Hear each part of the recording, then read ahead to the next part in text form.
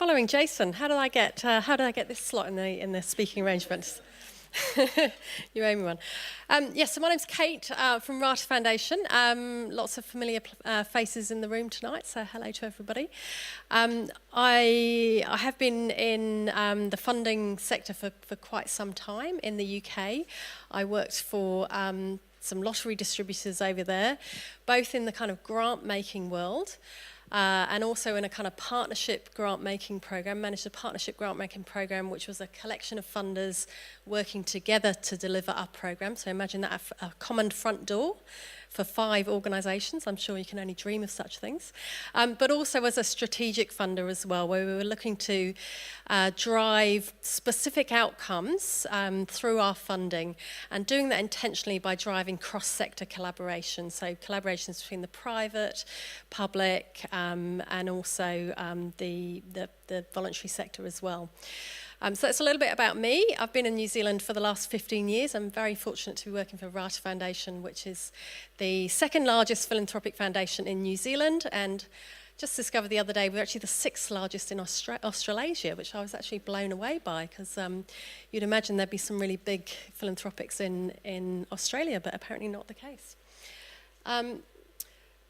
So I'm just going to talk a little bit today about, not so much about funding, but some of the principles that sit behind that. And I know relationships have come up a little bit today. And I just thought, actually, let's start with knowing ourselves, because a friend once said to me that actually you're not ready to live with someone else unless you're ready to live with yourself. And I think it's really true. And one of the things that kind of bugs me about funding is that it can be quite a paternalistic model. I'm sure many of you will think the same.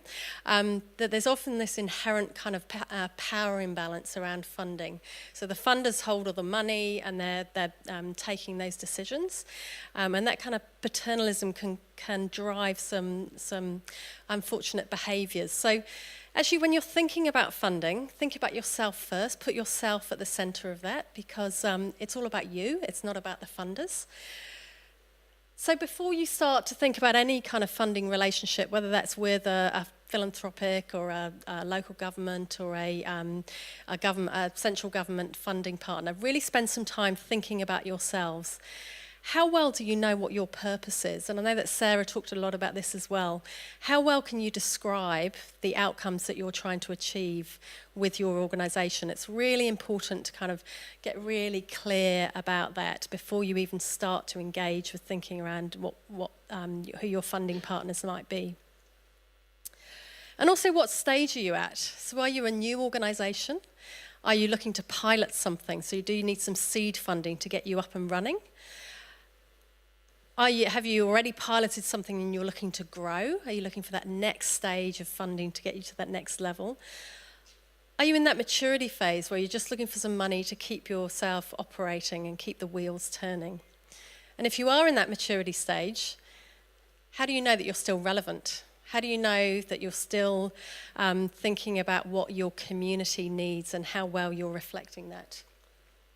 And how well are you learning about that? What are you doing to ensure that you're still learning and thinking about how you're relevant for your community? And I think, Sarah, I'm just going to reiterate what you said there. It all starts with a strategy. Put yourself at the centre. So rather than being driven by the funders' priorities and the funders' thinking, put yourselves at the centre and think about your strategy. You're developing a strategy to find the relevant resources that you need to keep your organisation running. And funding from philanthropics or from government or whoever is just one small part of that. So let's just get it into perspective. Your core purpose is what should sit at the centre. And then once you've done that work, so you actually know yourself now, you're actually ready to go out and start dating. You start, thinking. People tell me there are these things like Tinder.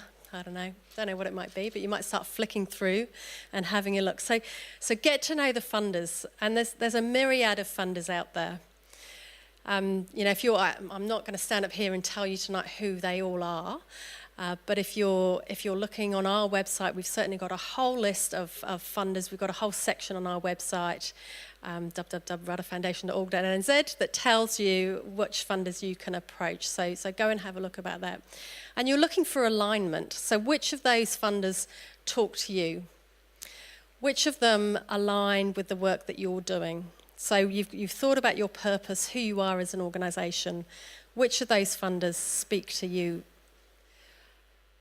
Now, many organisations might be just wanting something quite simple. There are a whole host of funders out there that can provide you with some funding for equipment for a sports organisation.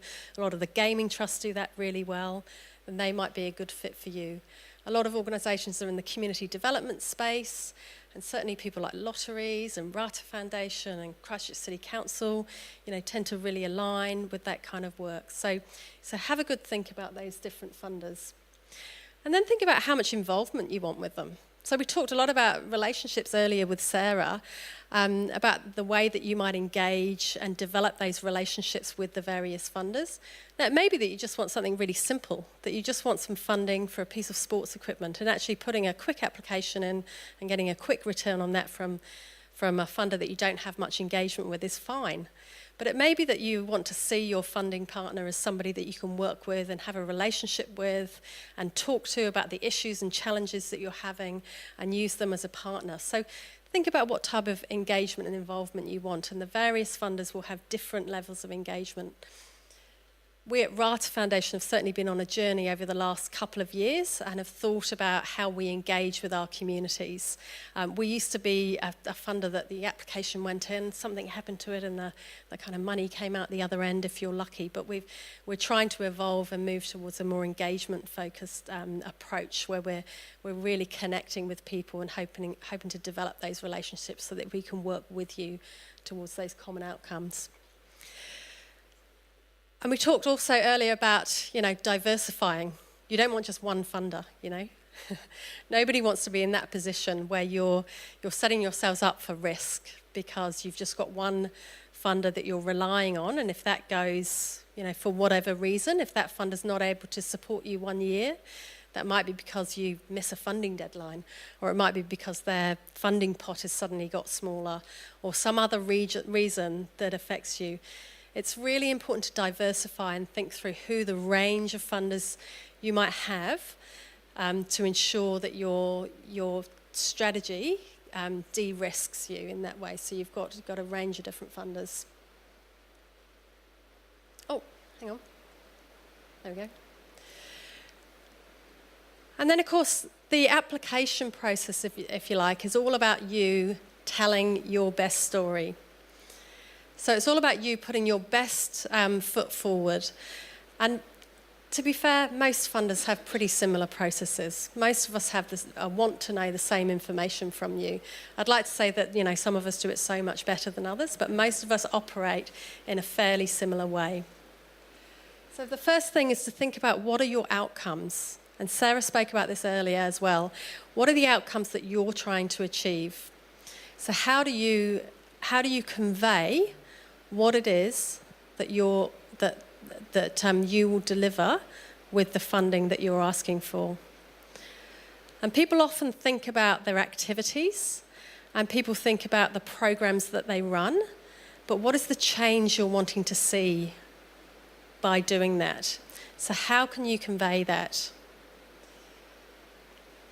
And how does that relate to the priorities of the funder that you're applying to? So most of us have websites where we talk about the priorities that we have, and most of us will have questions on our application that ask you to describe how you're meeting those priorities. So really try and address that and tell us that story. And the other thing we have is a range of criteria.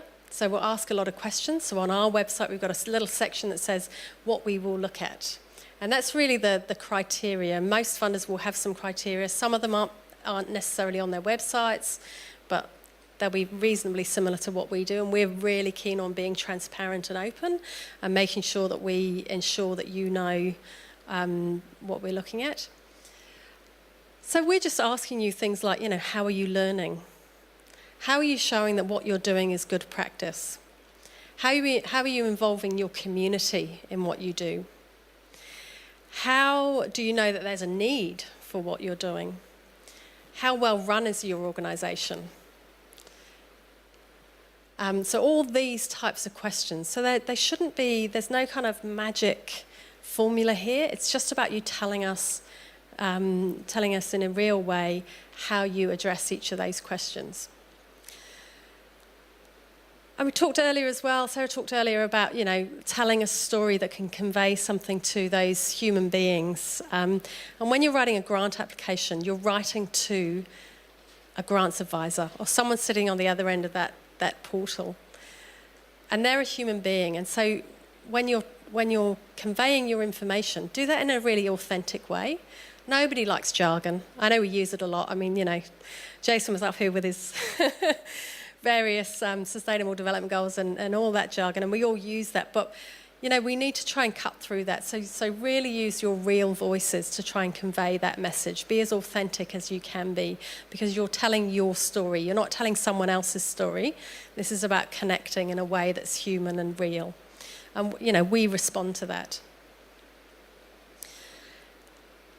And then finally, engage. Pick up the phone, arrange a meeting. It's all about, that relationship building. Go and have that first. Do people have dates on Tinder? I don't know. How do we do this kind of thing? We go out and we have that first date. We go and engage with that person and try to develop that relationship. So for many of the funders, like Rata Foundation, the lotteries, we're really interested in having long-term relationships with organisations.